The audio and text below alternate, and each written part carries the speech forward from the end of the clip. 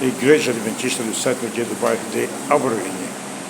Noite do dia 15 de dezembro de 2024, noite de domingo, e esse é o professor Araújo.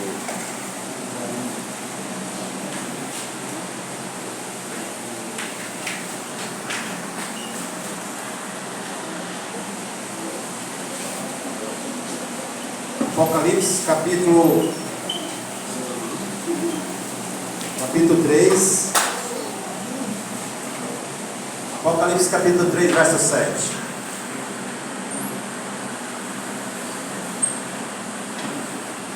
Igreja Adventista do Sétimo Dia do bairro de Alvarenga. Grande Deus, maravilhoso Pai, obrigado, Senhor Deus, porque mais uma vez o Senhor nos deu a oportunidade de estarmos aqui na Tua casa para honrar e agradecer Teu santo nome. Senhor Deus, a Tua palavra está aberta, te pedimos também que o Senhor abra nossa mente, nossos corações, para entender, ó Pai, a mensagem desta noite. E assim não só entender, ó Pai, mas botar em prática em nossas vidas e nos prepararmos para aquele grande dia. Obrigado por tudo, nos dá o Teu perdão, em nome de Jesus. Amém. Amém. Hoje nós vamos estudar Igreja Adventista do Sétimo Dia do bairro de Alvarenga. Sobre as cartas que foi escrita pelo profeta João. Sabemos que foram escritas 7 cartas, cada uma determinada a uma igreja. E essas cartas foram escritas, irmãos, para orientar o povo de cada igreja que ali as cartas chegaram.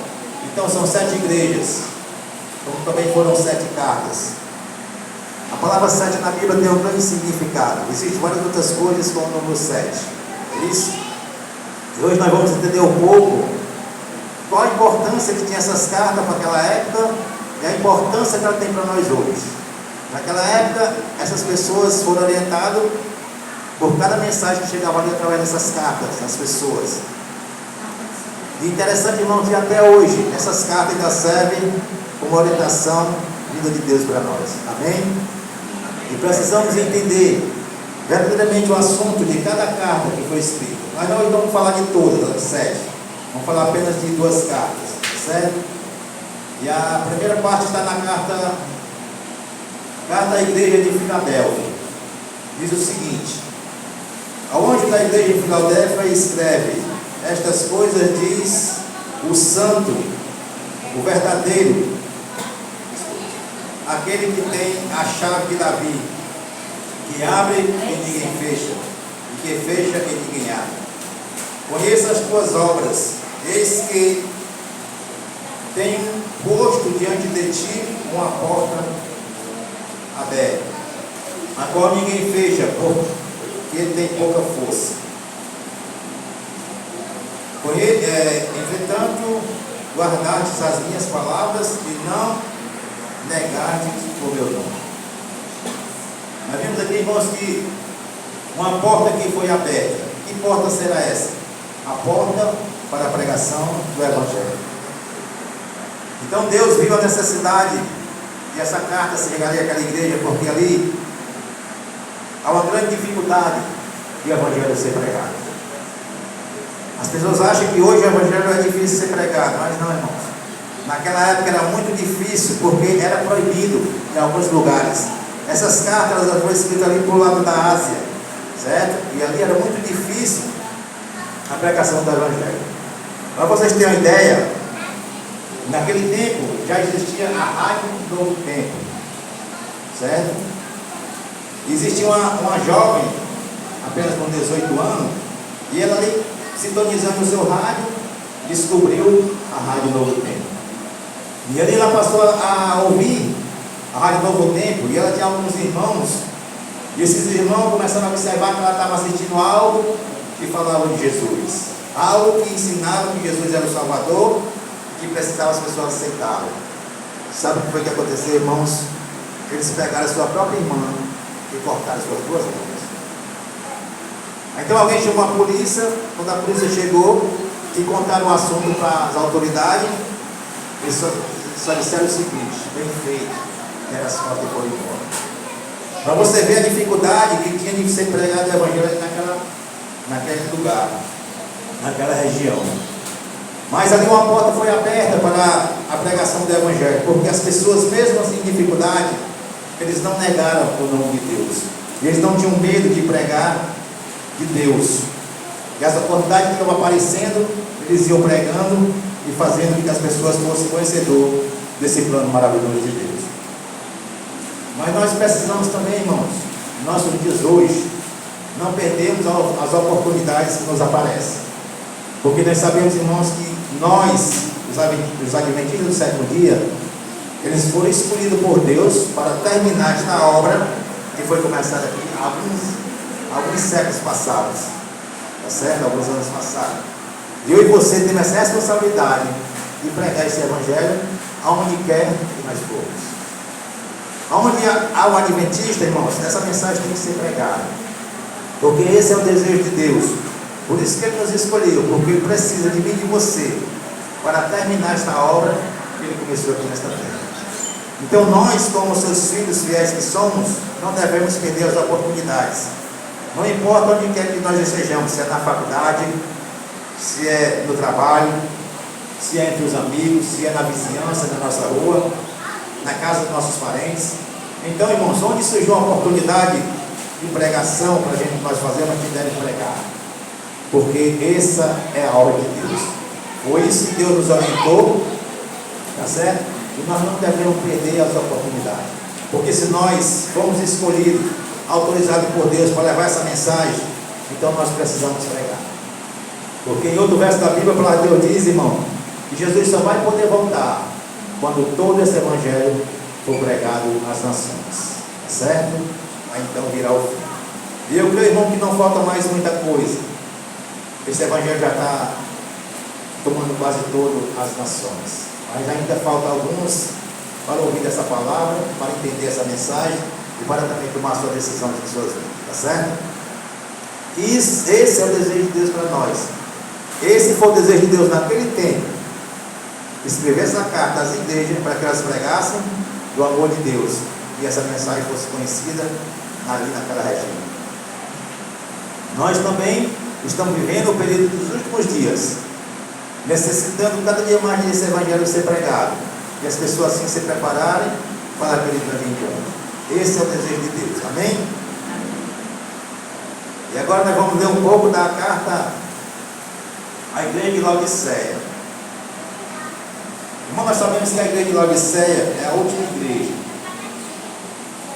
É a igreja mais difícil de todas elas. Por isso que foi necessário também que o anjo inspirasse a João para escrever uma carta aos laodicenses, tá certo? E diz o seguinte, irmãos, e eu creio que esse mundo que nós estamos vivendo hoje está encaixado aqui na igreja de Laodiceia. Por quê? Quando nós formos ler os relatos, nós vamos comparar com esse mundo, e nós vamos ver claramente que nós estamos vivendo o período da igreja de Laodiceia. Diz o seguinte: ao anjo da igreja de Laodiceia escreve: estas coisas diz o Amém, a testemunha fiel e verdadeira, do princípio da criação de Deus. Conheço as tuas obras, que nem és frio nem quente. Que dera fosse frio ou quente, assim porque és morno e nem és quente nem frio, estou a ponto de vomitar-me da minha boca. Pois dizeis: estou rico e abastado, não preciso de coisa alguma, nem sabeis que tu és infeliz, sim, miserável, pobre, cego e nu. Aconselho que de mim compres ouro refinado pelo fogo, para te enriqueceres, vestiduras brancas para te vestires, e não venha a tua nudez, e colírio para ungir os teus olhos, a fim de que vejas. Mas depois disso tudo, irmãos, que nós estamos comparando com esse mundo de hoje, ainda tem também outra porta que está sendo aberta. No verso 9, no verso 19, ele diz o seguinte: eu repreendo e disciplino a quanto amo, se pois zeloso e arrepende-te. Eis que estou à porta e bato, se alguém ouvir a minha voz, entrarei em sua casa, cearei com ele e ele comigo. Amém? Amém.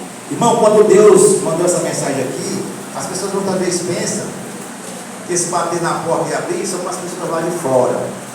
Mas não é não, irmão, porque as pessoas lá de fora não conhecem essa mensagem não.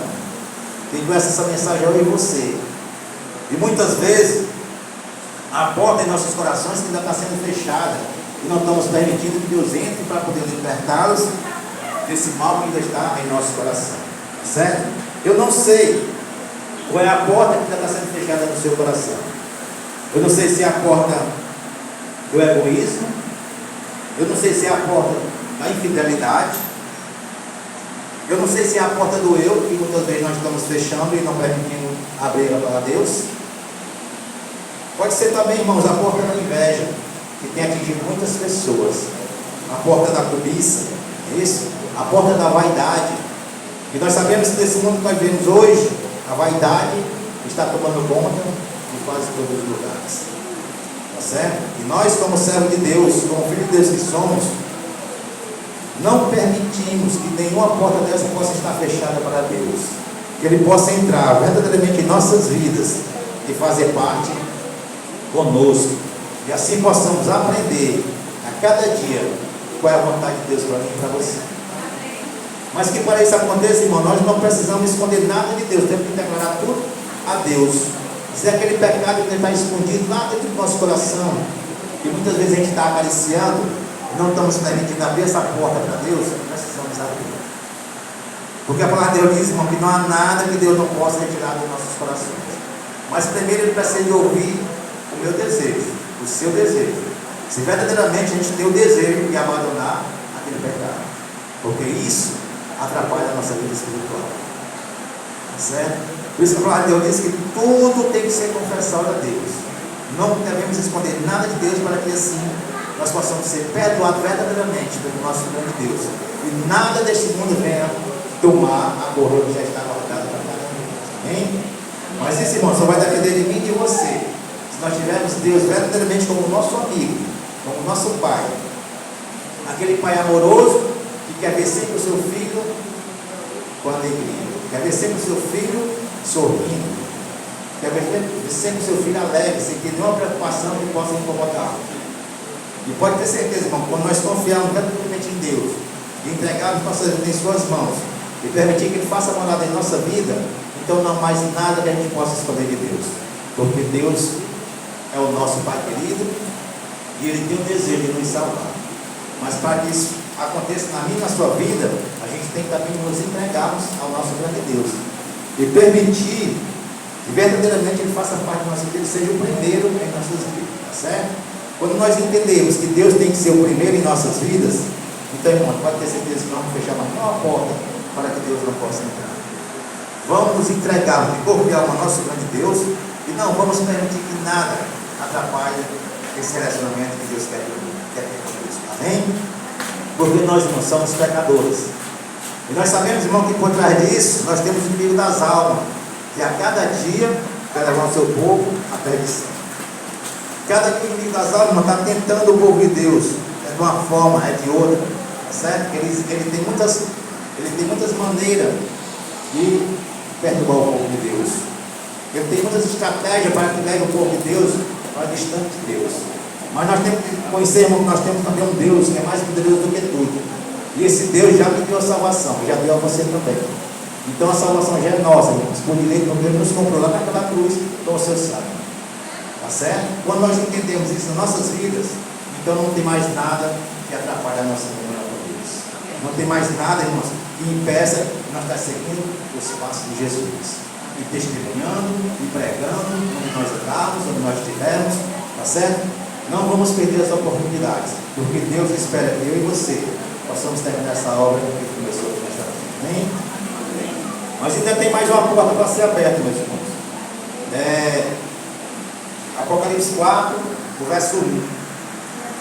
Ele diz assim, ó: depois destas coisas olhei e eis não somente uma porta aberta no céu, como também a primeira voz que ouvi como de trombeta ao falar comigo, dizendo: sobe para aqui e te mostrarei o que deve acontecer depois dessas coisas.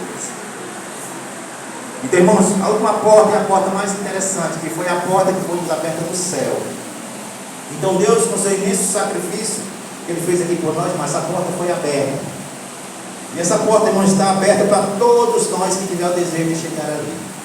Tá certo? Por isso nós precisamos, a cada dia, irmãos, nos empenharmos nessa obra maravilhosa de Deus. Cada dia nós precisamos nos entregarmos, precisamos nos dedicarmos, precisamos, irmão, dar o nosso máximo para que esse evangelho seja pregado. Porque, irmãos, o que Deus tem para nós guardado lá no céu, a palavra de Deus diz que olho nenhum nunca viu. A nossa mente pecaminosa é incapaz de pensar as maravilhas que Deus tem para nós. E nós sabendo uma coisa dessa, irmão, por que vamos ficar para trás? O desejo de Deus é que nós possamos ser o primeiro na fileira que está levando a mensagem às pessoas que não conhecem a Deus. Porque há muitas pessoas lá fora, irmãos, enganadas, não conhecem a verdade de Deus. As pessoas estão pregando lá fora, mas é uma meia verdade, não é a verdade conforme Deus nos ensinou e conforme está na palavra de Deus. Por isso que Deus precisa de mim e de você, para cada dia nos dedicarmos a essa mensagem, a cada dia nos dispor e se engajar no ID. Quando nós entendemos que precisamos nos engajarmos no ID, pode ter certeza, irmãos, que vamos ser vencedores.